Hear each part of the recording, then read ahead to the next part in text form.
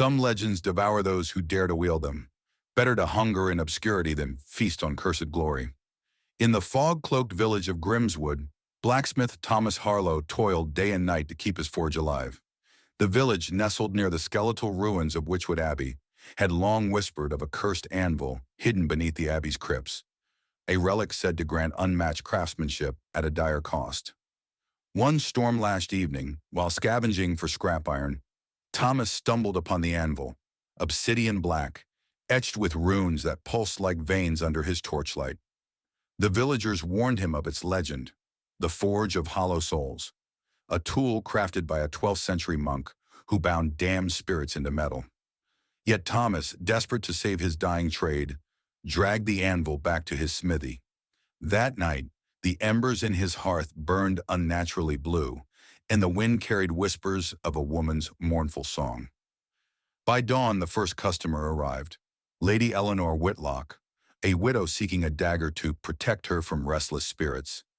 As Thomas hammered the blade, the anvil shrieked like a tortured soul. The finished dagger gleamed with a serpentine pattern, but Eleanor's hands trembled as she grasped it. "It feels alive," she whispered, her breath frosting in the summer air. Thomas soon realized the anvil's curse. Every weapon forged with it bore a haunting sentience. A farmer's scythe turned on his livestock. A merchant's lock devoured its key. The village priest declared the anvil a conduit for the unseen court, spirits who demanded payment in flesh. Thomas faced a choice: destroy the anvil and lose his newfound skill, or continue feeding its hunger to keep Grimswood's patronage. His dilemma worsened when Lord Cedric, a mercenary noble, demanded a sword worthy of legends for his campaign against rebels. The commission would pay enough to rebuild Thomas's crumbling smithy, but at what cost? The anvil's whispers grew louder, promising glory. "Strike the iron, and I'll make you a king of ashes." Meanwhile, Eleanor returned, her dagger now stained with blood. "It hungers," she hissed, eyes wild. "Last night it slit the throat of my steward. Destroy that cursed thing before it claims us all." Thomas stared at the anvil, its runes glowing like embers. His father's words echoed, "A Harlow never abandons his craft." Defying the warnings, Thomas forged Lord Cedric's sword. He worked in a fever, the anvil's shrieks harmonizing with his hammer strikes. As the blade took shape, shadows writhed in the forge, and the spirit of the monk appeared, a gaunt figure with molten eyes. "You owe me a soul," it rasped. Thomas ignored the specter, quenching the blade in oil that bubbled black.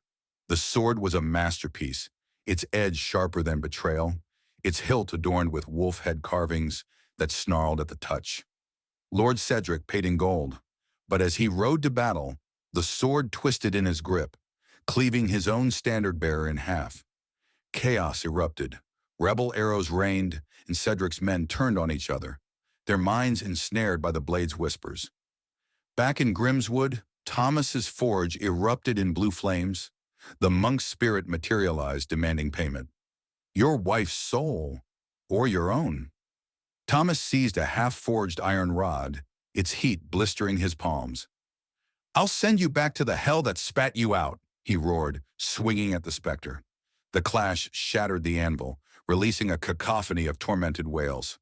The monk's spirit dissolved, cursing Thomas's bloodline to burn in every forge fire until the stars die.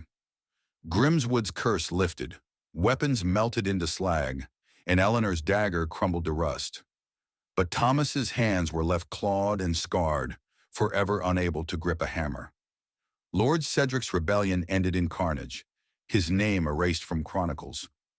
The abbey ruins collapsed, bearing the anvil's remnants. Yet on moonless nights, villagers still hear phantom hammer strikes echoing from Harlow's abandoned smithy.